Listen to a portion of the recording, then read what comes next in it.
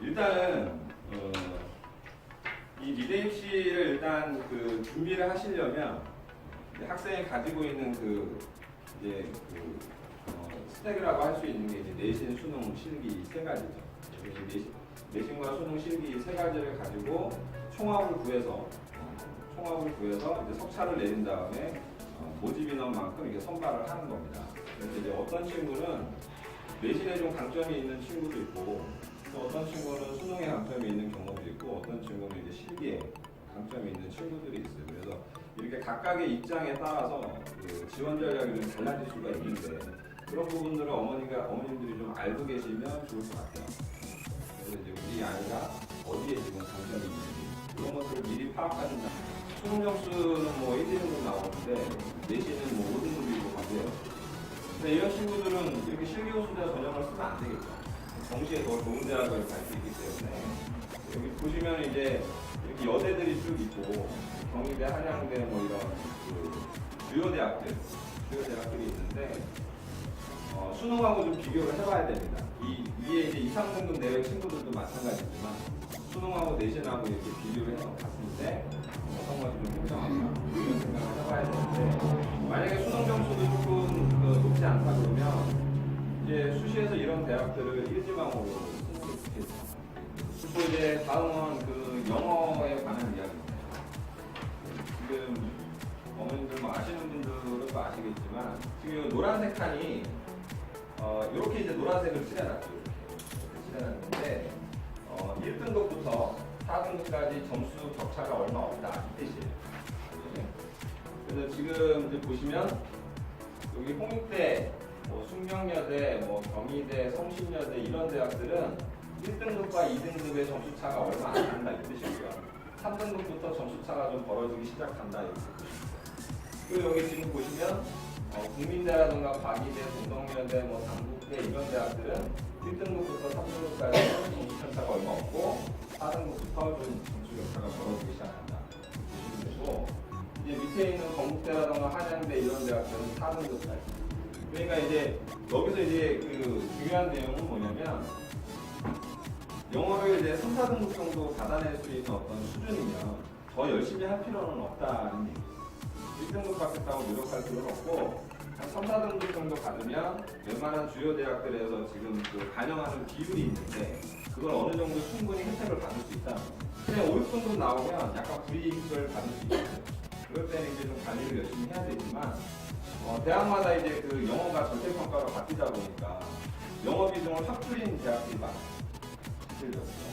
근데 영어 비중을 이제 그냥 그대로 유지하고 있는 대학들이 있어요. 대표적으로 국민대 같은 대학인데. 그래서 평균 점수가 영어를 제외하면 뭐 한 85 정도 되는 친구인데 영어를 포함하면 90%가 되고 이렇게 됩니다. 그래서 영어 때문에 이제 자기 그 평균 점수가 이제 높아지는 그런 상황이 돼서 영어를 잘하느냐 못하느냐에 따라서 지원하는 대학이 좀 틀려질 수가 있어요. 그러니까 영어를 내가 못하면 영어 반영을 좀 적게 하는 대학에 지원하는 것이 유리할 것이고, 영어가 좀 점수가 잘 나오면 영어 반영을 많이 하는 대학들이 있어요. 그런 대학들에 지원하는 게 좋겠죠. 근데 나중에 겨울 되면 이제 제가 점수 계산을 대학별로 다 해서 정리해서 상향 지원, 뭐 적정 지원, 하향 지원 이렇게 해서 다 정리해서 드릴 겁니다.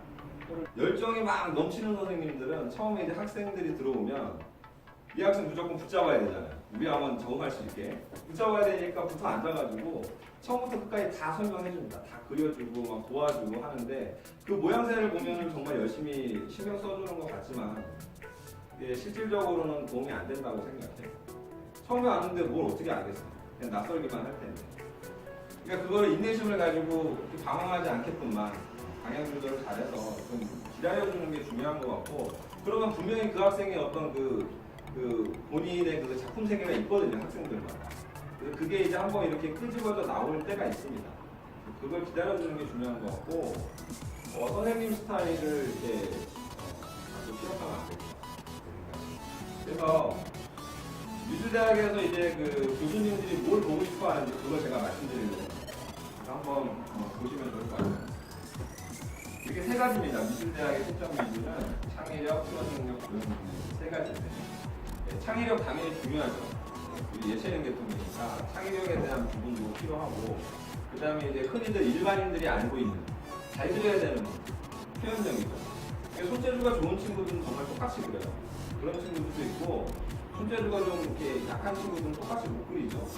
그럼 그 애들은 대학에 떨어지냐? 그렇지가 않다는 거예요. 그냥 무슨 사물인지 알아볼 수 있을 만큼만 그리면 되는데, 그 다음에 이제 정말 어려운 게 이 조형 능력이에요. 그래서 이 부분에 대해서 제가 설명을 좀 드립니다. 지금 보시는 이 왼쪽의 이 문제는 서울대에서 출제됐던 문제고요. 오른쪽에 있는 그림은 이제 합격생의 재현작입니다. 합격한 친구가 무슨 생각을 하고 그림을 그렸는지 제가 한번 이렇게 풀어보겠습니다. 지금 이 창의력에 대한 어떤 그 이야기를 하려고 하는 건데, 왼쪽에 이제 문제를 보시면 주제가 나왔어요. 주제가 나왔는데 주제 1번이 생활용품과 사람과의 관계, 그 다음에 주제 2번이 공부와 손의 관계. 어머님들도 한번 생각을 해보세요. 어떻게 보면 어렵다고 볼 수도 있는데, 위에 두 가지 주제에 대해서 생각한 것을 각각 좌우에 그리세요. 서울대 실제 출제한 문제입니다.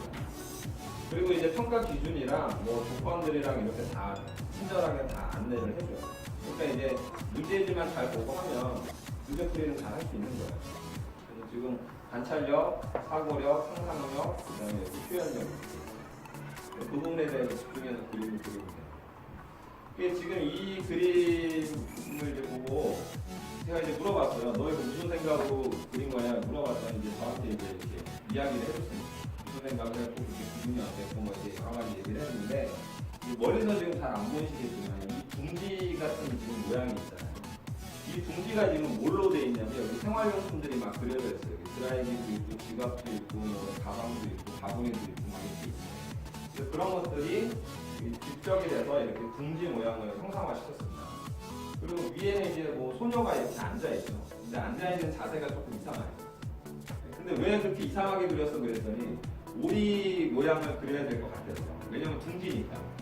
그래서 오리 모양을 상상을 하면서 이 뒤에 이제 머리까지 이렇게 신경을 써가지고 그렸다고 합니다. 그럼 이제 그런 부분을 그 서울대 교수님이 잘 읽어주신 것 같아요.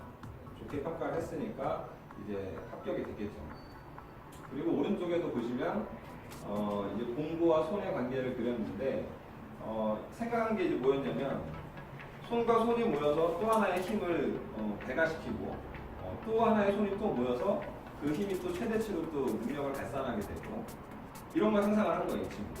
그래서 손이 모여서 공부 스패너 형상을 지금 띄는 거죠. 스패너라는 거는 사람이 할 수 있는 일을 갖다가 조금 더 용이하게끔 힘을 또 옆에 증가시켜서 더 좋은 일을 할 수 있게끔 만들어 놓은 도구죠. 그래서 그것을 이제 형상화 시킨 거예요. 근데 사실 이 친구는 소문력이 그렇게 좋은 친구가 아니었어요. 미술학원도 그렇게 오래 다닌 친구도 아니고 경력이 좀 비교적 짧은 친구였는데, 지금도 드로잉을 보시면 소묘를 막 이렇게 적극적으로 한 그림이 아니죠. 그냥 선으로 이렇게 따랐습니다. 근데 다른 학생들은 소묘를 엄청나게 했어요. 미술학원에서 그걸 배웠을 테니까. 그렇게 해서 붙은 친구들도 있지만, 그러니까 서울대에서 보고자 하는 거는 그냥 우리가 흔히 알고 있는 예고 입시 준비할 때처럼 그 어떤 정통적인 소묘 방식, 물론 그런 것도 필요하겠지만 그것만 보는 게 아니라는 거죠. 이 학생이 문제를 대하는 어떤 그 태도와 관점을 보고자 하는 겁니다. 그런 부분을 이제 말씀을 드리고 싶은 거고, 제가 예를 들어서 이제 인터넷에서 그림을 한번 이렇게 찾아봤어요. 위에 이제 문제가 무거움을 시각화하시라고 이렇게 문제가 적혀 있고, 실질적으로 이제 대학에서 출제되는 문제입니다. 무거움을 시각화하시고. 그러니까 어머님들이 만약에 교수님이라면 누굴 뽑아야 될까요? 복잡하지 않나요? 이게 괜찮지 않나요? 아마 한눈에 들어오실 거예요. 그러니까 이렇게 그리는 어떤 표현력으로만 보면 이런 게 뭔가 현란해 보이고 막 이러니까 노동은 더 많이 했는데 효과적으로 보여지는 그림은 이게 훨씬 더 효과적이에요. 그리고 이 정도의 어떤 표현력이면 1년 안 된 친구들도 그릴 수 있는 어떤 퀄리티거든요. 이 그림을 자세히 보면 무거움에 대한 생각을 알게 하면 먼저 돌부터 떠올려요. 돌부터 떠올릴 거고, 그 외에 여러 가지 있겠죠. 입술을 떠올렸다는 건 약간 좀 이해가 안 되는데, 어쨌든 뭐 비행기 같은 거, 탱크 뭐 이런 것들도 생각하고 아이들이 그럴 수 있습니다. 근데 이 조형적으로 문제를 푼다라는 말의 의미는 뭐냐면 무엇을 그린지라는 고민이 아니라 그 무엇을 어떻게 그린지라는 고민을 해야 됩니다. 그러니까 돌을 그리는 거는 누구든지 돌을 그릴 수 있는데 어떤 친구는 돌을 이렇게 작게 그리는 친구도 있고 어떤 친구는 돌을 이렇게 크게 그린단 말이에요. 당연히 크게 그려진 그림이 더 무거워 보이죠. 하얀색보다는 검은색이 더 무거워 보이죠. 그 다음 화면 상단에 있는 것보다는 화면 하단에 있는 게 더 무겁게 느껴져요. 이런 게 다 조형심리라고 하는데 그런 부분들을 아이들한테 교육을 하면 이제 이렇게 처음에 그리고 이게 이제 업그레이드가 되면 거기에 이야기가 붙어서 이렇게 그림이 나와요. 이제 젊은 청년들이 그 노인을 부양해야 되는 어떤 그 책임감, 억압감 이제 그런 거를 이제 시각화하는 거예요. 그러니까 이 그림은 단순하게 조형적으로 풀었다고 볼 수가 있으면 이거는 이제 거기에 스토리텔링이 추가가 된 겁니다. 그러니까 MSG가 좀 들어갑니다. 좀 더 재밌게 이렇게 만들기. 근데 그리는 그 상황으로 봤을 때는 이게 더 어려워요. 그림. 인체를 그려야 되고 컬러도 더 화려하게 쓰고 그려야 되니까 학생의 기량이 더 좋아야 됩니다. 근데 미술학원 다니는 아이들이 다 기량이 좋으면 좋은데 그렇지 않은 친구들도 있거든요. 점수는 좋은데 실기가 좀 취약하다든지 이런 학생들도 많고. 그러면 이렇게 풀면 되죠, 그냥. 조금 더 자기한테 수월한 쪽으로. 그래서 그런 부분들을 방향을 잘 잡아주시면 되고, 선생님들이.